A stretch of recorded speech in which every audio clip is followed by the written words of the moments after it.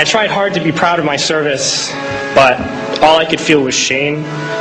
And racism could no longer mask the reality of the occupation. These were people, these were human beings.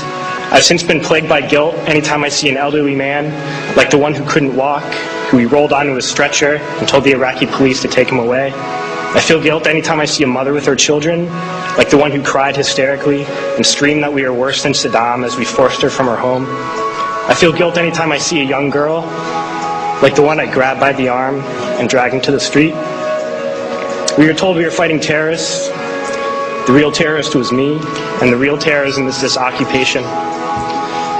Racism within the military has long been an important tool to justify the destruction and occupation of another country. It has long been used to justify the killing, subjugation, and torture of another people. Racism is a vital weapon employed by this government. It is a more important weapon than a rifle, a tank, a bomber, or a battleship. It is more destructive than an artillery shell, or a bunker buster, or a Tomahawk missile. While all those weapons are created and owned by this government, they are harmless without people willing to use them. Those who send us to war do not have to pull a trigger or lob a mortar round. They do not have to fight the war, they merely have to sell the war. They need a public who is willing to send their soldiers into harm's way. They need soldiers who are willing to kill and be killed without question. They can spend millions on a single bomb, but that bomb only becomes a weapon when the ranks of the military are willing to follow orders to use it.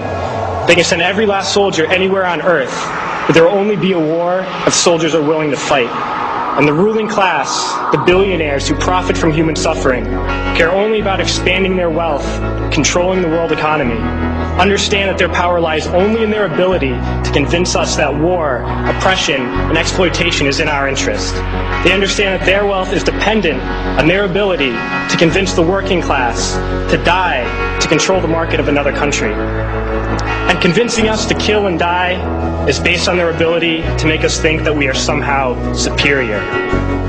Soldiers, sailors, Marines, airmen have nothing to gain from this occupation. The vast majority of people living in the U.S. have nothing to gain from this occupation. In fact, not only do we have nothing to gain, but we suffer more because of it. We lose limbs, endure trauma, and give our lives.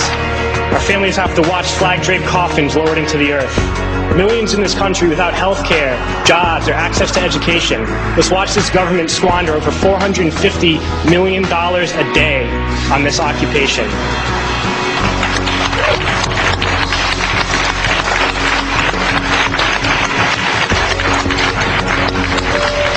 Poor and working people in this country are sent to kill poor and working people in another country to make the rich richer. And without racism, soldiers would realize that they have more in common with the Iraqi people than they do with the billionaires who send us to war.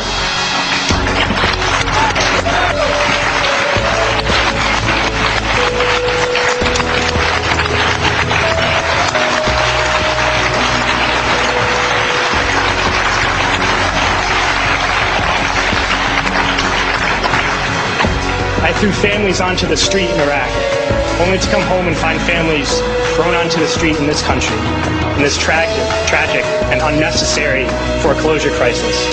We need to wake up and realize that our real enemies are not in some distant land.